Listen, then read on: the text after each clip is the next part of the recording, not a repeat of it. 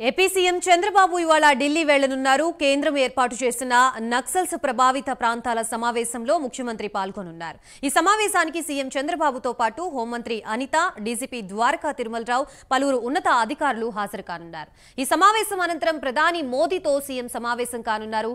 పోలవరం, అమరావతి, వరద నిధులపై చర్చించనున్నారు. రాత్రికి ఢిల్లీలోనే బస చేసి రేపు 5 మంది కేంద్ర మంత్రులతో సమావేశమవుతారు.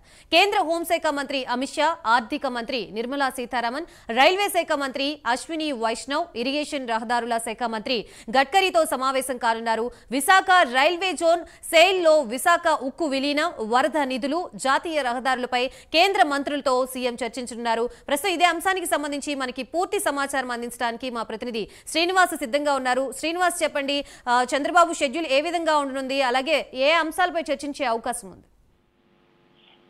ఎస్ గాయత్రి, 2 రోజుల పర్యటన నిమిత్తం రాష్ట్ర ముఖ్యమంత్రి చంద్రబాబు నాయుడు ఈ రోజు మధ్యాహ్నం ఢిల్లీకి పయనం అవుతున్నారు. ఆయన హైదరాబాద్ లోంచి తన నివాసం నుంచి కూడా ఈ రోజు మధ్యాహ్నం 1:30 గంటల ప్రాంతంలో కూడా బేగంపేట ఎయిర్పోర్ట్ నుంచి ప్రత్యేక విమానంలో కూడా ఆయన ఢిల్లీకి బయలుదేరి వెళ్తారు. అయితే ఈ రోజు కేంద్ర ప్రభుత్వం ఏమంటే కేంద్ర హోంశాఖ మంత్రి అమిత్ షా నేతృత్వంలో కూడా అయితే నక్సల్స్ ప్రభావిత ప్రాంతాల సీఎంలతో కూడా ఒక కీలకమైన సమావేశం నిర్వహించబోతున్నారు.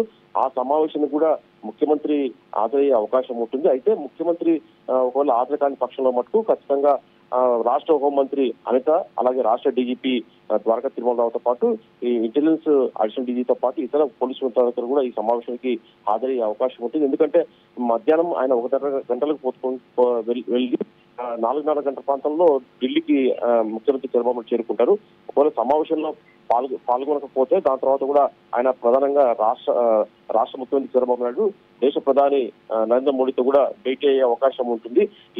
ఈ ప్రధానమంత్రి భేటీతో కూడా ఈరోజు కీలకమైన అంశాలు కూడా ఆయన చర్చించే అవకాశం ఉంది. ప్రధానంగా ఏదైతే రాష్ట్రంలో ఇటీవల కురిసిన బుడమేరు వరద ముప్పు తర్వాత ప్రధానంగా మొదటిసారి కూడా ఈరోజు చంద్రబాబు నాయుడు ప్రధానమంత్రి మోడీతో భేటీ అయ్యే అవకాశం ఉంది.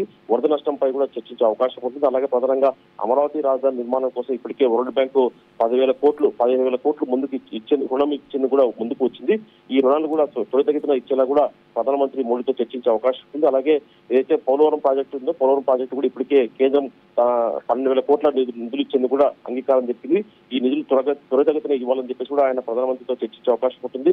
దాని తర్వాత కూడా ఇతర కొన్ని అంశాలపైన కీలకంగా చర్చ విశాఖ ఉక్కు కర్మాగారం చేస్తుంది, అది ప్రైవేటీకరణ చేస్తామని చెప్పేసి కూడా ఒక ప్రచారం జరుగుతుంది. ఈ నేపథ్యంలో కూడా విశాఖ ఉక్కు కార్మికుల సమస్యను కూడా విశాఖ ఉక్కు రాష్ట్రానికి ఎంత అవసరమో కూడా దాని అంశంపైన కూడా ప్రధానమంత్రి మోడీతో చర్చించే అవకాశం ఉంటుంది.